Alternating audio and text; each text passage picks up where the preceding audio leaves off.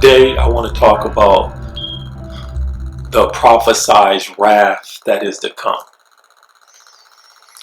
But before, I want to outline a couple of things about the information that comes up that kind of talks about this wrath, that kind of give you a better idea about this wrath that is to come. It concerns two books. A lot of the information that I'm going to speak about, it really pertains to two books. One of them is the book of Daniel, chapter 11, verse 41, verse 42. What else in the book of Daniel?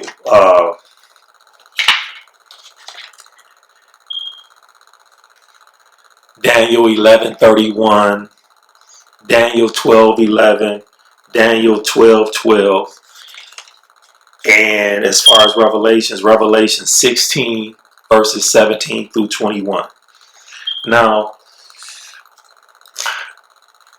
when you look at the book of Revelations, when it speaks about the wraths, and when it speaks about the vials that the seven angels kind of that poured out, like they poured out the first angel poured out this vial, and these things happen. The second angel poured out his vials, and these things happen. It's really a metaphor. It's a metaphor for something that's supposed to happen to the world, and that's where we are. So when the seventh angel pours out his vial, it's released in the air. That's very important to know that. It's released from the air. Now, when I go back, now this is the wrath I'm talking about. That's supposed to come, the prophesied wrath. Go back to the book of Daniel. In the book of Daniel, it talks about daily sacrifice. It talks about daily sacrifice that causes a abomination to become desolate. Now let me kind of tie that together. Daily sacrifice.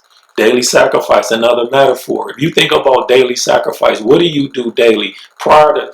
Well, let me put it to you like this. This wrath that's supposed to come is the COVID-19. That's the prophesied wrath that's supposed to come. That was released in this vial by the seventh angel, metaphors. But the COVID-19 is the wrath that's supposed to be worldwide. It's supposed to come and affect the world, which it did. But let me explain to you how I come to the conclusion that that is the wrath, the prophesied wrath. First, the book of Daniel speaks during end of time, end of age, there's going to be a daily sacrifice that's going to be stopped. Now, you look at daily sacrifice. Before COVID, what did we do daily? We got up, went to work, went to school, went to our jobs. I mentioned that, going to work. We went and worked out. We went out, we ate, we were outside a lot. After COVID happened, COVID, which is an abomination, because it's an abomination. It's something that happened that causes worldwide turmoil. So the abomination COVID makes desolate. What does desolate mean? Desolate is almost like make empty. It's more having effect on something, removing something, isolation, things of that nature. So when this COVID happened, what did everybody have to do? We had to stay indoors, unless if we went outside, it was out because of emergency, or we just had to go get food and quickly get back to our homes. But at the end of the day, if you sit and think about it, never happened before that we actually had to stay inside. We actually had to stay inside. Just think about that. Daily sacrifice was removed. Like I said, daily sacrifice is a metaphor, not a sacrifice where somebody's chopping a chicken's head off. No, the daily sacrifice that Daniel was speaking of is what we do every day. Our sacrifice. Go to church was another one. The daily sacrifice. Go to work, like I said. Go out to eat. Go to school. All of those things and more that we did daily was sacrificed. Now, abomination. COVID is an abomination. It's something that happened that affected the world.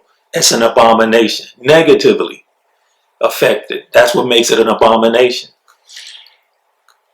That makes desolate. An abomination that makes desolate. Desolate means empty. What weren't the streets empty during this period? Yes, you would have some people going out there to get what they needed and try to rush back in.